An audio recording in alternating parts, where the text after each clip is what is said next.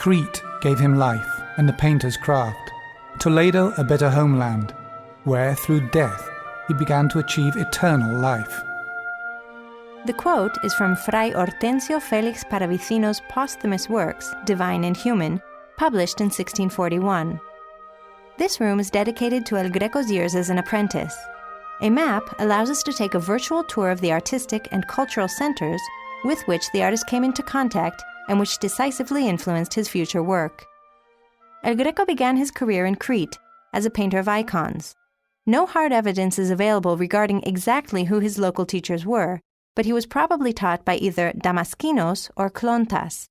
At this stage, El Greco adhered to late Byzantine tradition, although exposure to Italian etchings led him to incorporate at least some formula drawn from the Italian Renaissance style.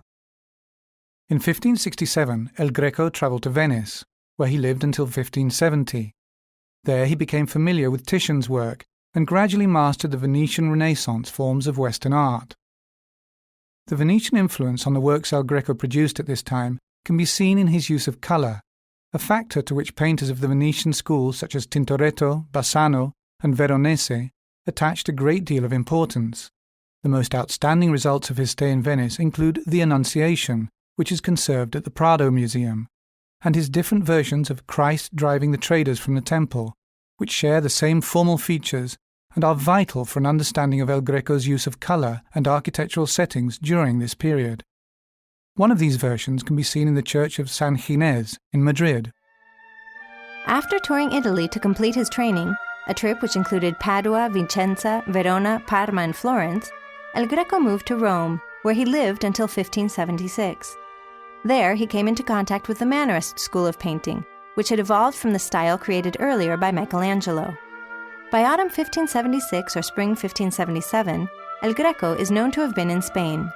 His journey there may have been motivated by his desire to enter into the service of Philip II, because at the time, the king was hiring more artists to work on the decorations in the monastery of El Escorial. But Philip does not seem to have been very impressed with the painting the artist presented for one of the altars in the basilica, the Martyrdom of Saint Maurice, and El Greco's opportunity to work as a court painter was lost. Following this thwarted attempt to work for Philip II, El Greco settled in Toledo, where he resided until his death, and it is precisely this last period of his life that is best represented by the exhibits in this museum.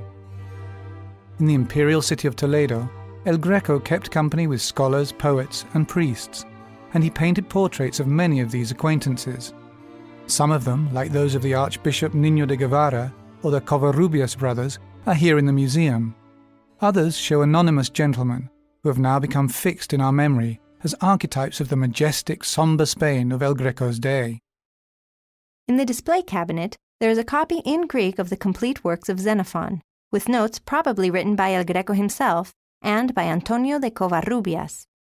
This volume once formed part of El Greco's personal library, a collection of 148 books in Greek, Italian, Latin, and Spanish, which amply demonstrates his interest in art theory and recalls the humanist philosophy he had discovered in intellectual circles in Rome.